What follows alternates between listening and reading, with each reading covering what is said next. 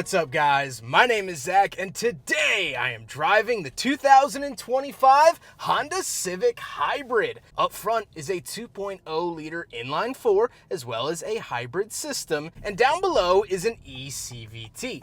Now, I'm super excited to be driving this Honda Civic Hybrid because it is back in Honda's lineup. There was a few years there where we didn't get a Civic Hybrid. However, those days are gone because it is here. I'm very excited to share it with you. A lot of you have emailed me asking to review this vehicle, so I am here to deliver. But if you would like to submit your own vehicle, you can head on over to my website, zackpradel.com/submit. It's a quick and easy submission form. It takes under a minute to fill out, and I come out to you. But let's get back to that hybrid system. Well, like I said, it is partially made up of a 2-liter inline 4, and so if I put my trust in any modern Honda engine, it's either that or of course the 3.5 V6 that they currently make, but that of course is not offered in the Civic. It then has 2 electric motors that will also power the hybrid system, and while I don't have the numbers in front of me, here is the EPA estimated fuel economy for this vehicle. You can also drive it around in EV mode, which is very nice. It does still retain, however, front-wheel drive. There is currently no all-wheel drive Civic offered. And how does it feel to drive? Well, it feels like every other Honda Civic. And that's a very good thing because the hybrid system isn't intrusive at all. It's not even on my mind when I'm driving it around. I'm just getting better fuel economy. And this is the second fastest Honda Civic that you can buy behind the Civic Type R. Yes, that is a fact. I know what you're thinking. Yes, faster than that one too. So it really does offer kind of the best of both worlds, if I'm being honest. I like that a lot.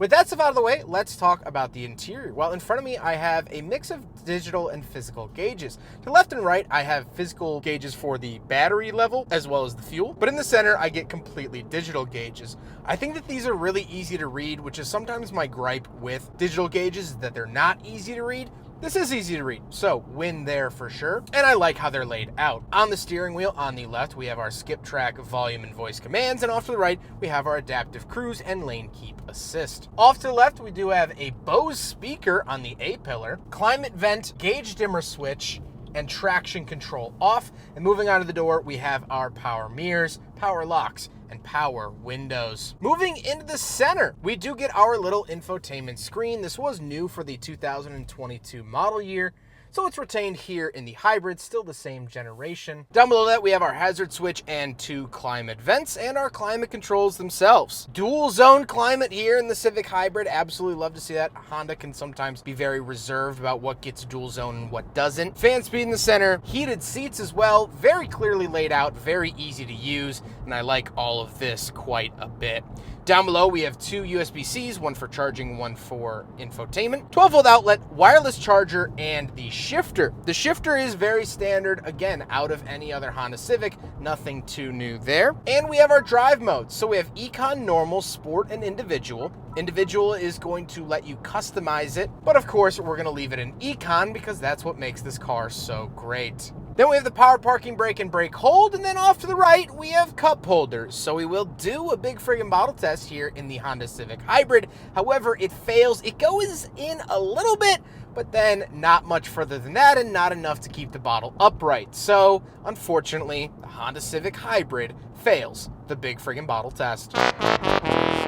Then we do get a little center console and the seats. The seats are heated and power. However, they are so incredibly comfortable. I don't know what Honda did since the last time I drove one of these, but they did something magical because the seat cushioning is absolutely top-notch in this Civic Hybrid. It's soft, it's plush, it's comfy and cozy, and it really reminds me, honestly, genuinely, of like 1970s Cadillacs. That's how cushy this bottom seat is. Really, really enjoy that. However, speaking of seats, we do have back seats, so let's go do a back seat review. All right, so we're in the back of the 2025 Honda Civic Hybrid, and a couple of things to note. It really retains the same backseat space as the standard non-hybrid. The seats aren't any stiffer. They're not as comfortable as the front seats by far, but they're not any stiffer. A lot of times hybrids will have really stiff rear seats because that's where the battery pack is. But I have power windows, which is really nice. Lights. We do have a center console in here with 2 cup holders.